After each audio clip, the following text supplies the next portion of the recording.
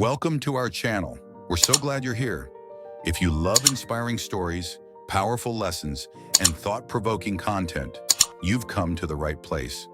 Don't forget to hit the subscribe button and turn on notifications so you never miss an exciting update.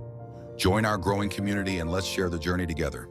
On a typical Monday morning, the office of Evans & Brooks, a corporate office in downtown Chicago, buzzed with the usual energy.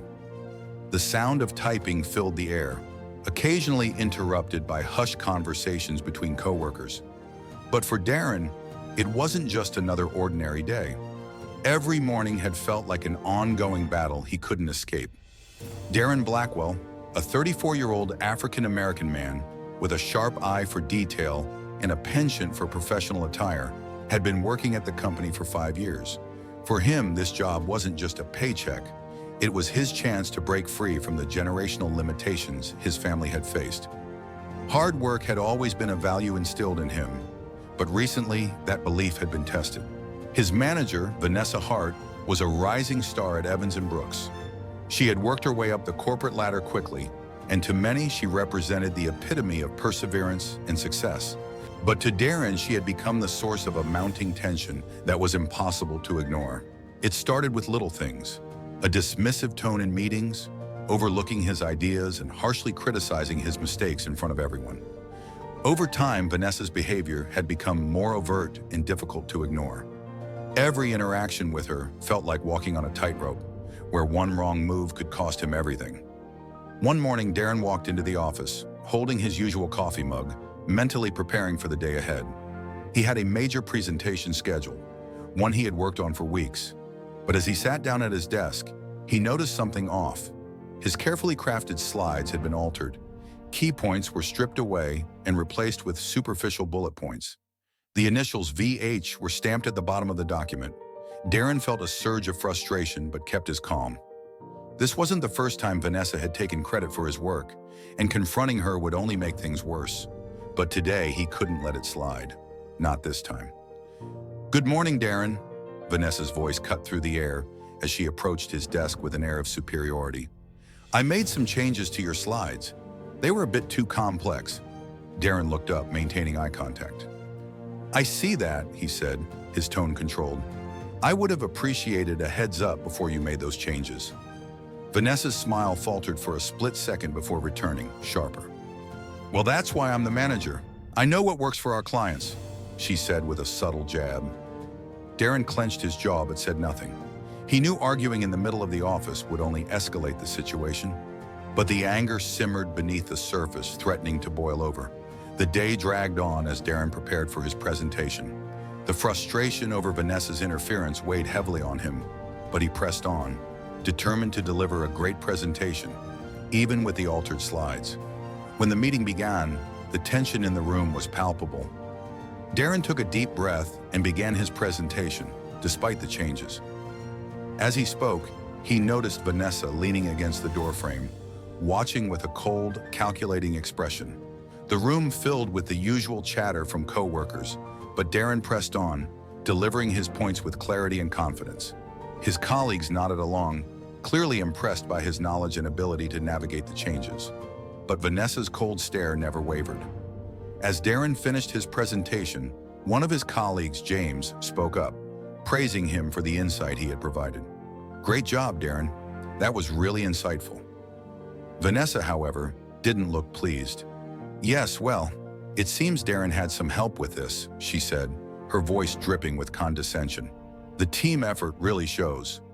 After the meeting, as people filtered out of the room, Vanessa stopped Darren at the door. "A word in my office," she said coldly.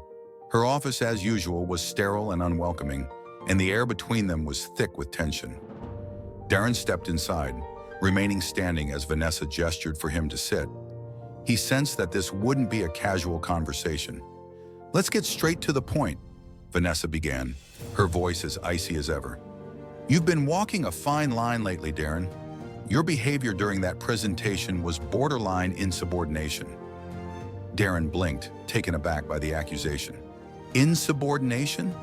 For delivering a well-prepared presentation?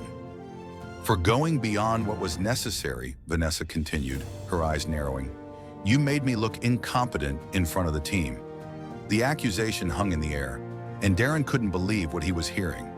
"With all due respect, Vanessa, I just wanted to present my full work," he said, his voice calm yet incredulous. Vanessa leaned forward, her voice sharp as she whispered, "Don't forget your place here, Darren. You're not the decision maker. You do the work you're assigned and leave the thinking to people like me." In that moment, as those words lingered in the air, something inside Darren snapped. "Excuse me?" he asked, his voice steady but filled with disbelief. Vanessa didn't back down. She leaned even closer, her voice dropping to a menacing whisper. "You know what I mean? You're here to follow orders, not to play hero. Or have you forgotten where you come from?" The room fell silent. The tension was palpable. Darren took a step forward, feeling the anger rise within him, but he didn't let it overtake him. He needed to respond. "You know, you've crossed a line."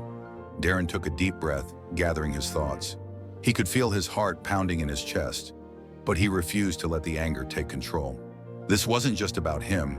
This was about standing up for everyone who had ever been belittled, disrespected, or dehumanized.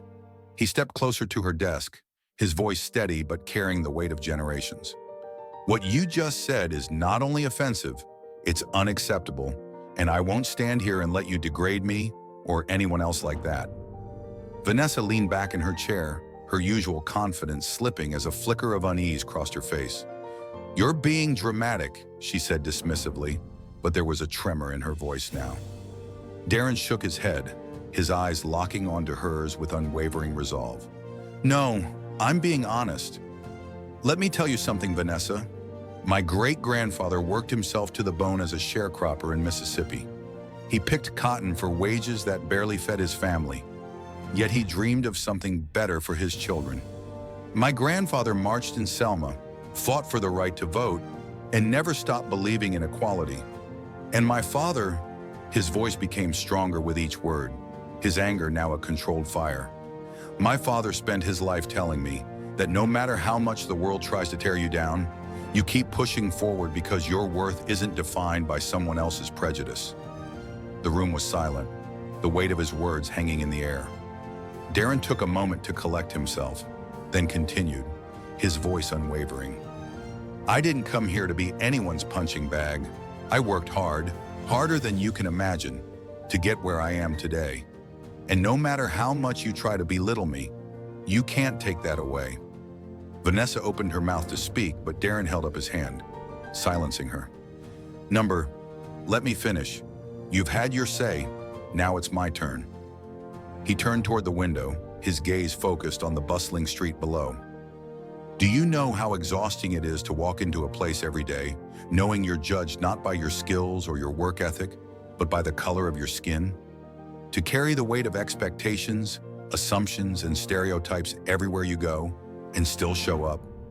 I show up because I refuse to let people like you define my story."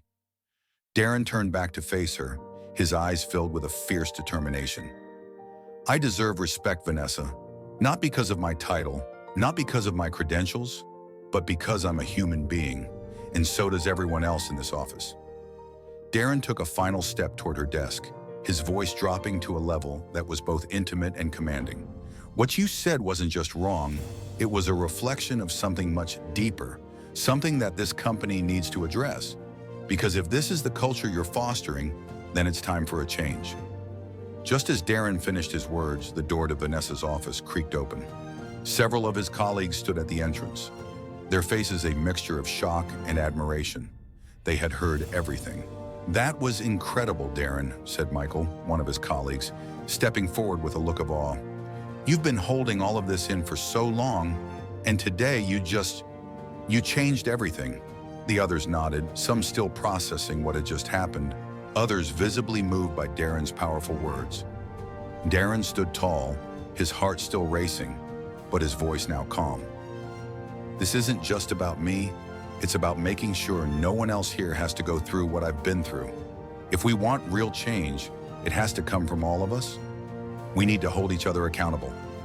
A heavy silence followed, and then, one by one, his colleagues began to speak up. They all agreed, voicing their support for Darren's stance. "I should have spoken up sooner," said Sarah, another colleague, her voice thick with regret.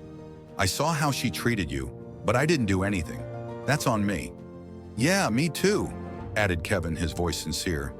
"You stood up for all of us today, Darren. Whether we realized it or not, you showed us that silence isn't the answer." Darren nodded, accepting their apologies with grace. "It's not just about me," he said again. "It's about making sure this doesn't happen again. If we want a real change, it has to come from all of us." As the days passed, the atmosphere in the office began to shift. Whispers of the incident spread, and soon stories from others who had been mistreated or belittled by Vanessa started to surface. Some had been too afraid to speak up, but now they felt empowered. Vanessa was placed on administrative leave as an internal investigation into her behavior was launched. The company began to take serious action. Darren didn't revel in the fallout. He didn't want her to be punished, but he knew this was bigger than any one person.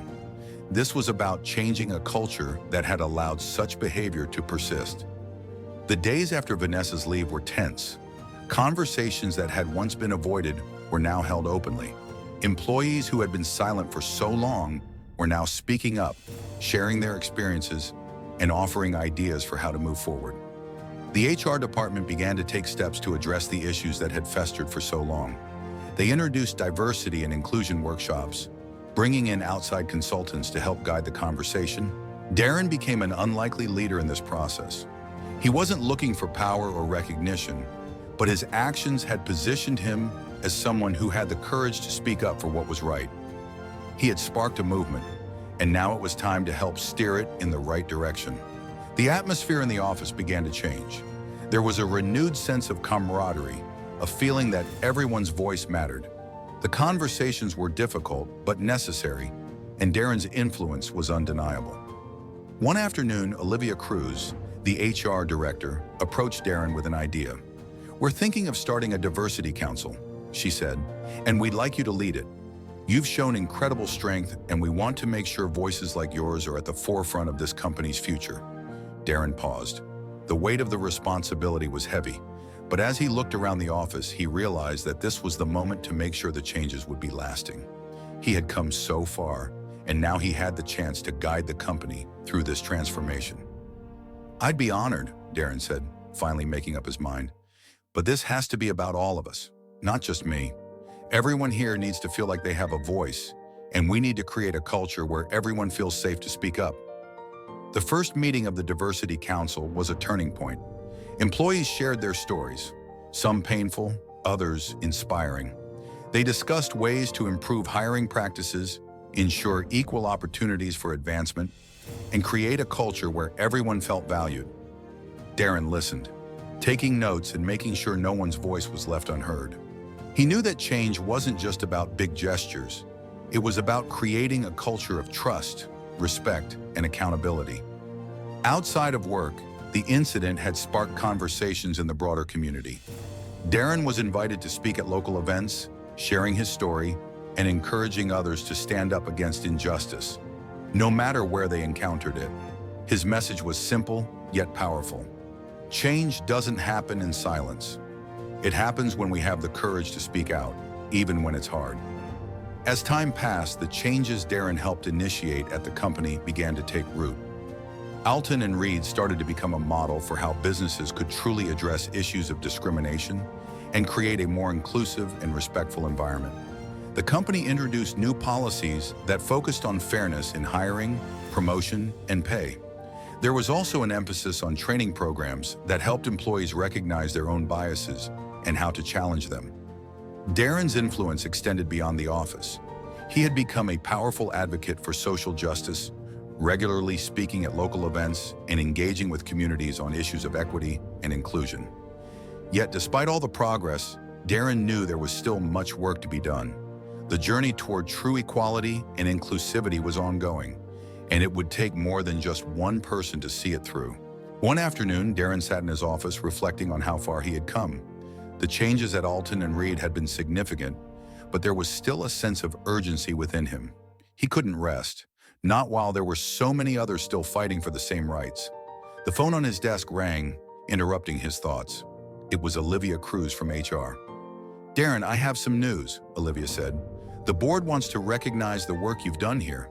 They're planning a special ceremony next month to honor your efforts in making this company a better place for everyone.